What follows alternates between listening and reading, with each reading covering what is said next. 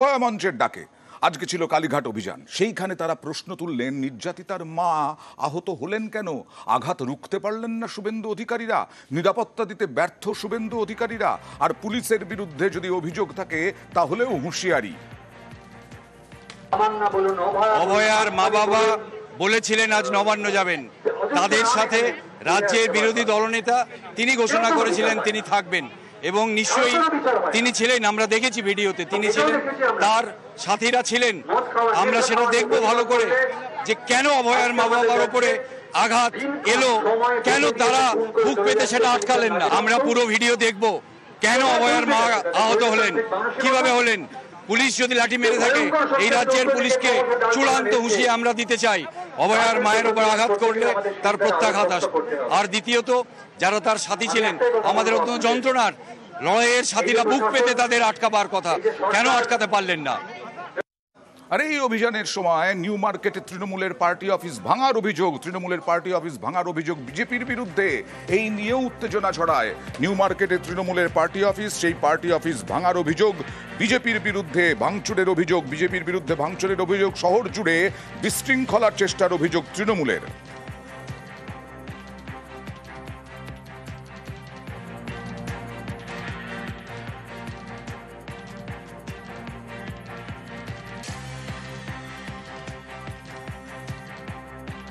যেভাবে তৃণমূলের party office ভেঙেছে, এটা মমতা ব্যানার্জির দল বলে এখনো রিটালিয়েট কেউ করেনি। যদি তৃণমূল কংগ্রেস সিদ্ধান্ত নেয় একটা পার্টি অফিস ভাঙার জবাব তাদের ভাষাতেই দেয়া হবে, এলাকায় বিজেপির পার্টি অফিসগুলো ঠিক থাকবে। কিন্তু তৃণমূল কংগ্রেস এই রাজনীতি করে না। তা বলে ওরা মমতা ব্যানার্জি, অভিষেক ব্যানার্জির ছবি ভেঙে ছিঁড়ে পার্টি অফিস যেভাবে ভাঙচুর করেছে, এর খেসারত কিন্তু বিজেপিকে দিতে হবে। এবং যারা ভেঙেছে, যদি ভিডিও থাকে, পুলিশকে অনুরোধ করব যেখানে লুকিয়ে থাকুক, যত গর্তে ঢুকে যাক, ঘাড় ধরে সেগুলোকে বার করে আনতে হবে। পুলিশ প্রশাসন ব্যবস্থা নিক।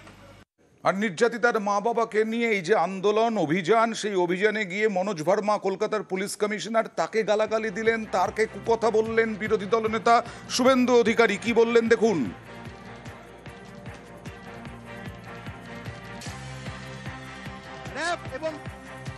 এখানে এরা যা করেছে, 6 মাস পরে মুখগুলো সব তুলে রাখো।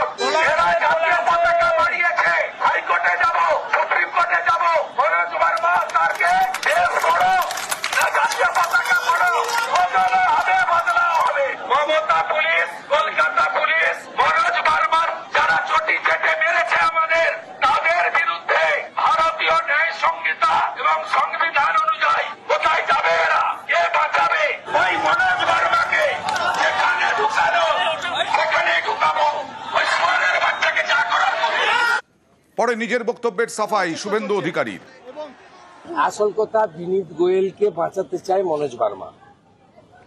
আমি ওখানে বলেছি, বরাহানন্দন বলেছি, আরো খারাপ কিছু যদি ভাষা থাকে অভিধানে, এটা মনোজ ভার্মাদের ক্ষেত্রে, মমতা পুলিশের ক্ষেত্রে অ্যাপ্রোপ্রিয়েট। আর এরপর সোশ্যাল মিডিয়ায় কুণাল ঘোষের কটাক্ষ, তীব্র কটাক্ষ শুভেন্দু অধিকারীকে।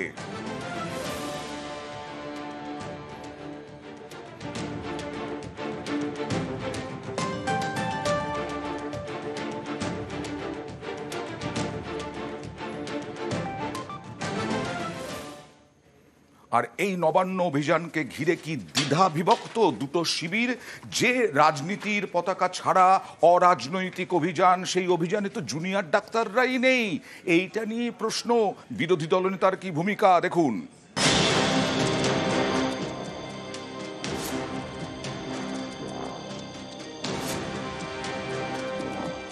জুনিয়র ডাক্তারদের একাংশ, এবং এরা পরিচিত এসইউসিআই কর্মী।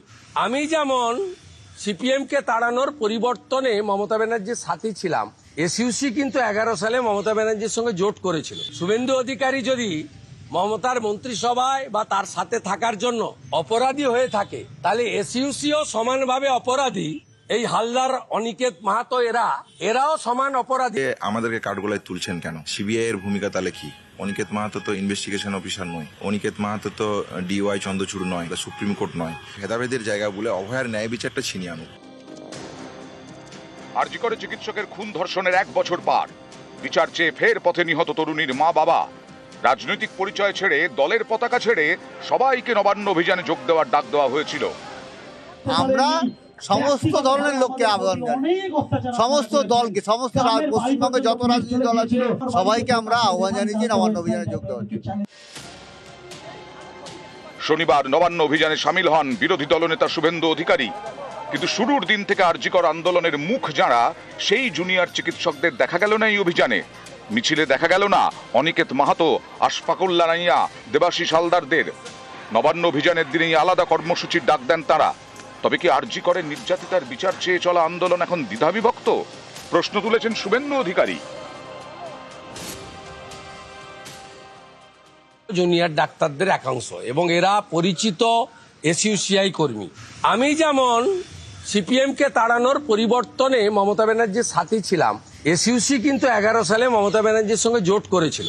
সেই জোটে কংগ্রেসও ছিল। জয়নগর এবং কুলতলিতে এসইউসি তৃণমূলের সমর্থনে লড়েছিল। শুভেন্দু অধিকারী যদি মমতার মন্ত্রিসভায় বা তার সাথে থাকার জন্য অপরাধী হয়ে থাকে, তাহলে এসইউসিও সমানভাবে অপরাধী।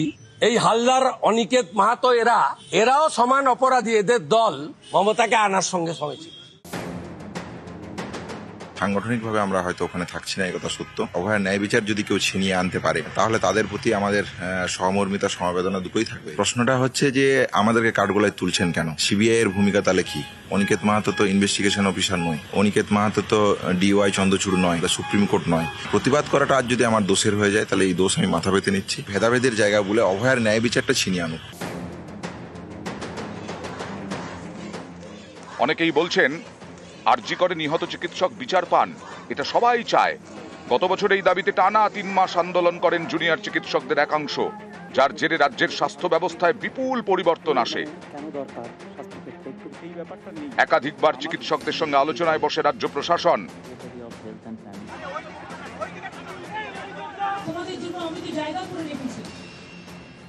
শেষ পর্যন্ত অচলাবস্থা কাটে। এই আরজিকর আন্দোলনের মুখ হিসেবে উঠে এসেছিলেন অনিকেত, দেবাশিসের মতো জুনিয়র চিকিৎসকরা। এদিন বিচারের দাবিতে পথে নামা নিহত চিকিৎসকের মা বাবার পাশে যাদের দেখা গেল না। নিউজ 18 বাংলা। গত কয়েকদিন ধরে নির্যাতিতার বাবা মা সিবিআই কে তোপ দাগছেন। সিবিআই এর দ্বারা কিচ্ছু হয়নি, সিবিআই ব্যর্থ, সিবিআই বোগাস পর্যন্ত বলেছেন। শুভেন্দু অধিকারী বললেন তার পরিপ্রেক্ষিতে যে সিবিআই এর বিরুদ্ধে অভিযোগ যে কেউ করতেই পারেন। সিবিআই এর ভূমিকা কিছু নেই, সিবিআই তদন্ত করবে না, এরা ঠিক করে রেখেছে। হাত ধরে কাজ করা, এটাই তো সিবিআই কাজ করবেন। আমরা এত কোশ্চেন দেখেছি, উনি বিরক্ত হচ্ছেন আমাদের কোশ্চেন শুনে। কোনো কোশ্চেনের উত্তর আমাদের কাছে নেই, তাহলে সেই সিবিআই কে কাজটা কি করে করাবো? উনি বলছেন আমরা মামলা ছেড়ে দেবো। আমি যে আমাকে বললে হবে, আদালতে গিয়ে বলবে, এরপরে কি বলবো? সিবিআই তদন্ত হয়েছে হাইকোর্টের নির্দেশে। হাইকোর্টে আমরা গেলেও ফাইনাল জাজমেন্ট এসেছে ওর বাবা মা যাওয়ার পরে। সিবিআই সম্পর্কে অভিযোগ অনেকেরই থাকতে পারে। সিবিআই যদি ভুল করে, সত্য প্রমাণ না করে, তাহলে যে কেউ কোর্টে গিয়ে সিবিআইয়ের বিরোধিতা করতে পারেন। আর সিবিআই কেন্দ্রীয় সংস্কারের সংস্থা নয়, অটোনোমাস বডি। এই লড়াইতেও বাবা মা যে আইনি লড়াইয়ের পথে এগোচ্ছেন, সম্ভবত 18ই আগস্ট ডেট আছে, আইনি লড়াইতে বাবা মা জিতবেন। আর আজকের দিনটাকে এই লক্ষ্য রেখে আজকে কালীঘাট অভিযান ছিল অভয়া মঞ্চের। সেই কালীঘাট অভিযান ঘিরে হাজরা মোড়ে উত্তেজনা তৈরি হয়। হাজরা মোড়েই বেঁধে রাখে অভয়া মঞ্চকে পুলিশ এবং সেখান থেকে কালীঘাট পর্যন্ত যাওয়ার কথা ছিল মিছিল, কিন্তু হাজরা মোড়েই অবরোধ। হাজরা মোড় অবরুদ্ধ হয়ে যায়। সেই ছবি আপনারা দেখছেন। অভয়া মঞ্চের সঙ্গে, অভয়া মঞ্চের লোকজনের সঙ্গে বিজেপি পুলিশের তর্কাতর্কি হয়, বচসা হয়, কিন্তু সেখান থেকে বিরত থাকতে হয়। এরপরে হাজরা মোড় খুলে দেওয়া হয়। হাজরা মোড়ে পুলিশের ব্যারিকেডের সামনে বিক্ষোভ, স্লোগান।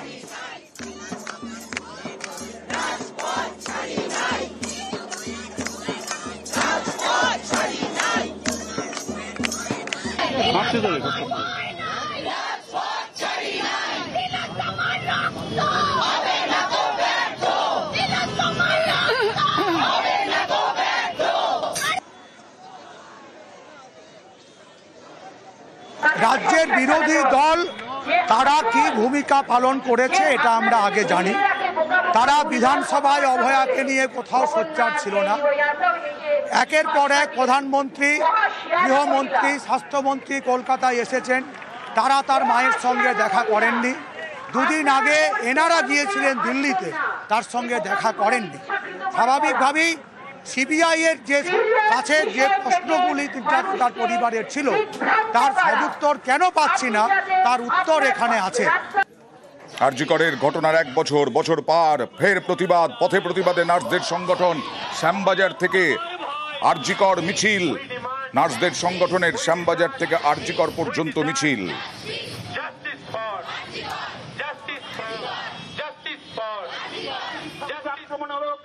পুলিশ তুমি জবাব দাও, প্রশাসন জবাব।